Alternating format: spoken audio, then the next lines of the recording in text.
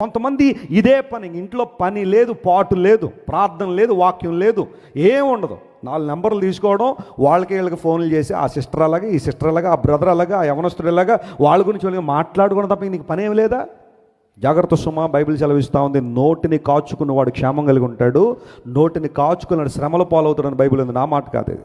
నీ నోరే కదా నేను శ్రమంలోకి నెట్టేసింది ఎంతవరకు. దౌర్భాగ్య స్థితిలో నువ్వు పడిపోవడానికి నీ నోరే కదా కారణం. ఎప్పటికీ మారవా ఇంక నువ్వు? ఎప్పటికీ నీలో మార్పు రాదా? నువ్వు ఫోన్ మొదలెట్టిన దగ్గర నుండి ఎవరెవరి కోసమో చెబుతున్నావు అంటే నువ్వు అసలు భక్తిలో ఎదుగుతున్నావని ఏమన్నా సూచన ఉందా? నీవు నేర్చుకున్నది అదేనా? ఎంతవరకు దేవుని గురించి నేర్చుకున్నది అదేనా? ప్రభువు పాదాలు పట్టుకున్నది అందుకోసమేనా? నువ్వు వాళ్ళ గురించి వీళ్ళ గురించి చెడ్డగా చెప్పడం కోసమేనా? ఒకళ్ళ గురించి మాట్లాడేటప్పుడు చాలా జాగ్రత్తగా మాట్లాడు. నీ గురించి ఏమైనా చెప్పుకుంటావు చెప్పుకో, నీ పిల్లల కోసం ఏమైనా చెప్పుకోవాలనుకుంటావు చెప్పు. ప్రార్థన అవసరత, అయ్యా నా పిల్లలు అలా అండి, నా పిల్లలు చెడిపోయారండి, పాడైపోతున్నారండి, ప్రార్థన చేయడం చెప్తావు చెప్పు.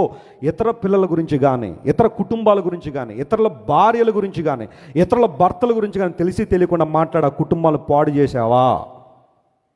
దేవుని లేఖనం సెలవిస్తూ ఉంది, నువ్వు పాడైపోయే రోజు చాలా దగ్గరలో ఉంటుంది.